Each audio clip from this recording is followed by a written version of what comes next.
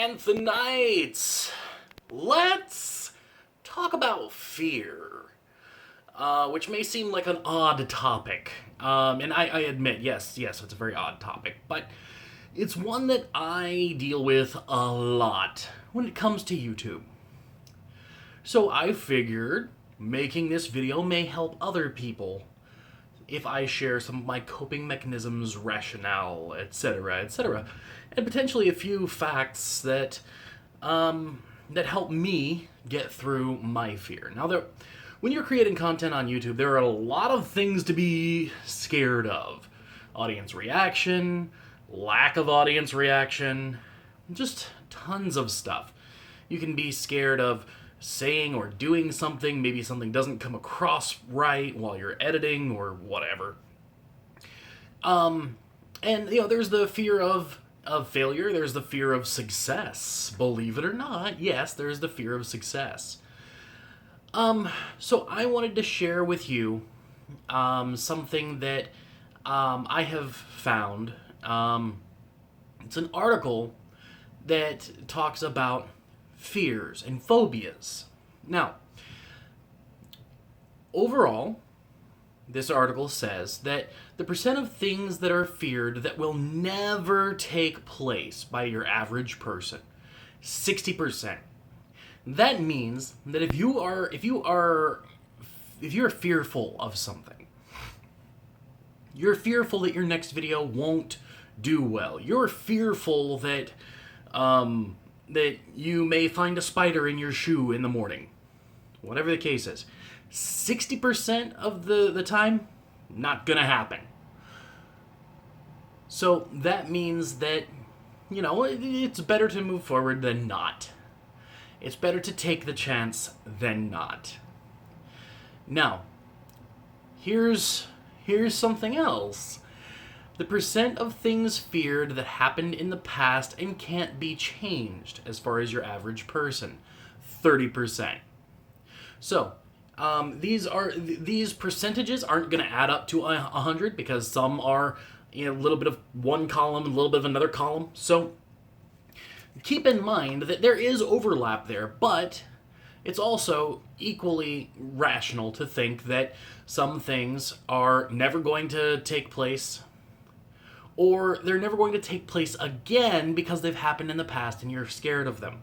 So on YouTube, this could be that one person who just, says in the comments, "You're a freaking, I hate you, you suck balls," or whatever, I don't know.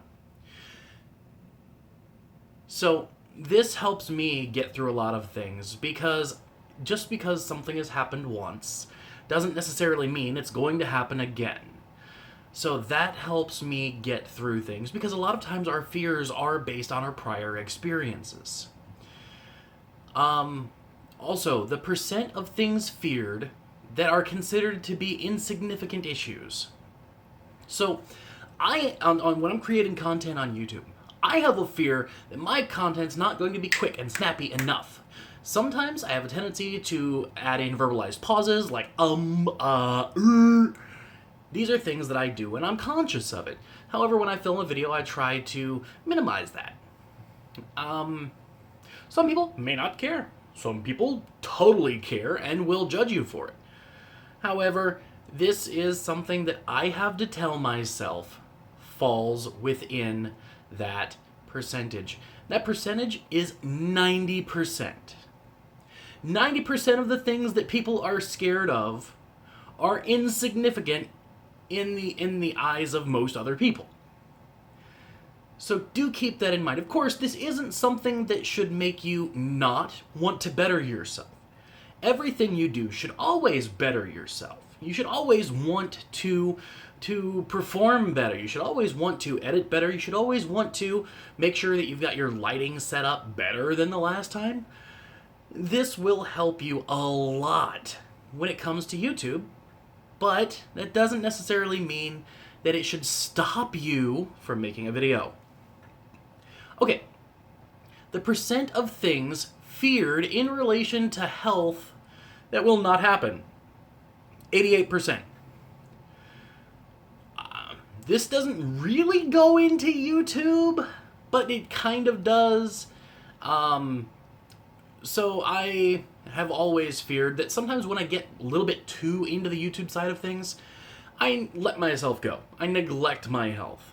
And that is a source of, I wouldn't say necessarily fear, but it does cause some anxiety.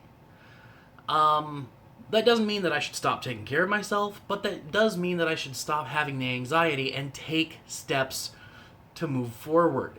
You know, be smart about it and don't let my fear of things like that cripple me. Now, the number of diagnosed Americans with a diagnosed phobia. I said diagnosed twice.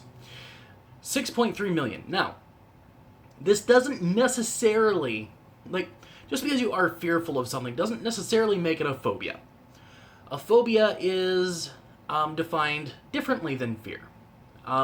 Phobias are usually irrational fears of something. But sometimes when it comes to YouTube, things like stage fright and things like that, they can be a phobia. So actually, now that I've mentioned that, the top phobias, I'm not going to list them all, but I'll list the relevant ones. The number one phobia in the US population is a fear of public speaking. Now this is very telling because a lot of times when it comes to movies and things like that, we see the hero make a speech. We see the hero speak up.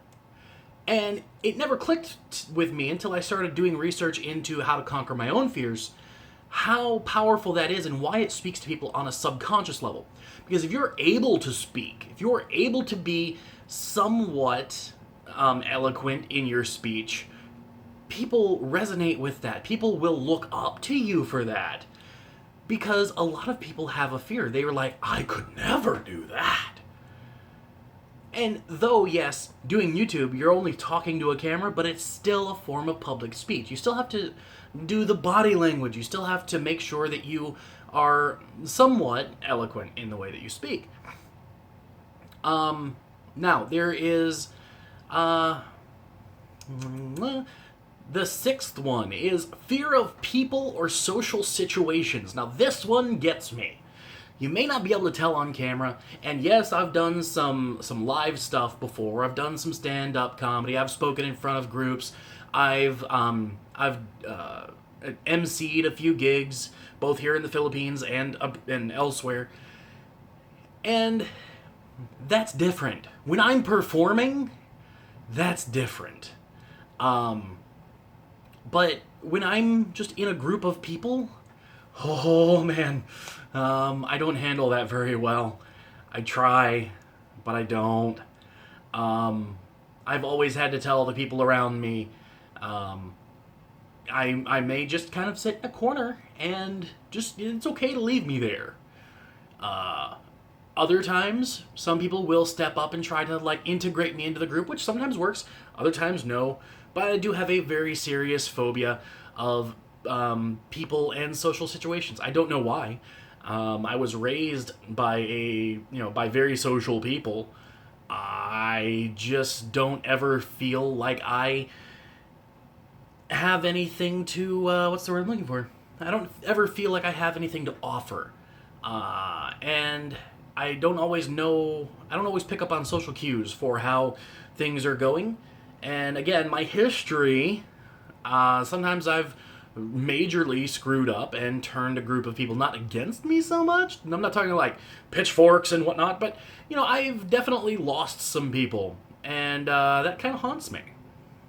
So that's one that bothers me. Now, if that bothers you, on YouTube at least, you have to remember that if there is going to be a pitchfork-wielding mob, they're on the other side of the camera. They can't get you, and yes, it probably will die down.